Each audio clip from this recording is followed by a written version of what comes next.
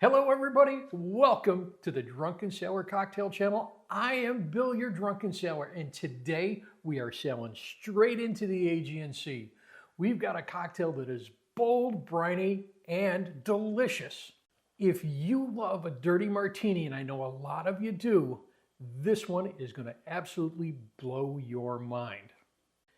Before we dive in though, I'm going to ask you to hit that subscribe button. That way you never miss a cocktail. And you will make cocktails that your friends will say, "You made what?" Let's get pouring.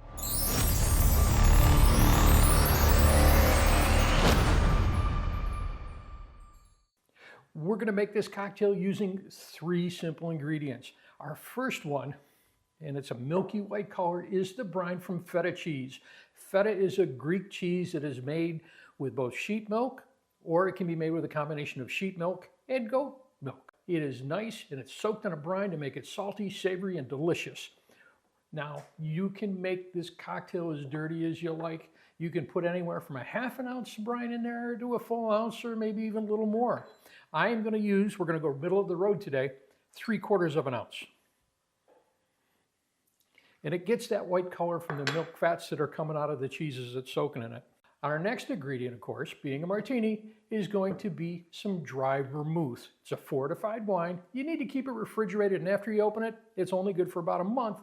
I like mine dry, so I'm only going to put a ½ ounce in there. You can put anywhere from a ½ ounce in there up to a full ounce. The third ingredient going in here is vodka. You could use gin if you want, but I prefer my martinis with vodka. And for this one, because we got a lot of brine in here, I'm going to water it down. I'm going to use 2½ ounces, and I'm using Grey Goose today. So there's 2. Let's put a half. That is everything that we need to put in this mixing glass.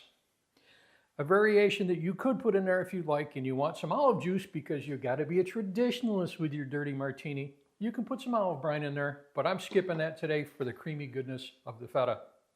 Now what I want to do is put some ice in that mixing glass, and we're going to stir it up to chill it down.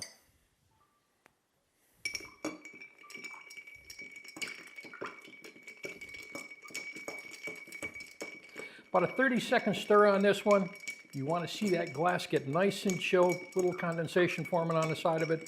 That's what's going to tell you that your martini is ice cold.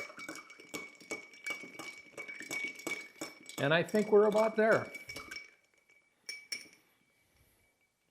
Take that, put that off to the side. Now for our martini glass. I've had that chilling.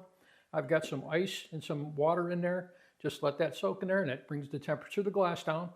Since we don't have any ice in the cocktail, this helps keep it cool a little bit longer. Let's dump this out.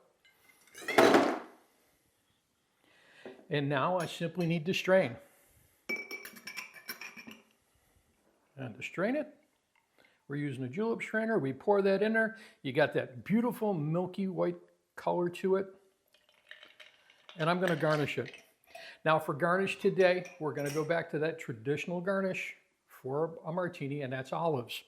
But my olives today happen to be stuffed with feta cheese. Now I've got 3 olives on there, and this is a tradition. The tradition states that an even number of olives is bad luck.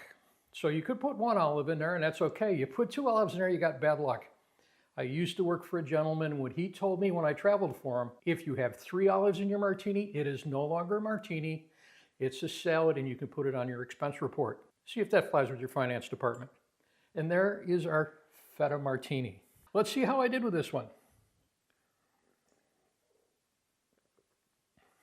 Oh, that is so, it's got a different mouthfeel than a typical martini on it. It's a little bit smoother, and I think that's from the milk fat in the cheese.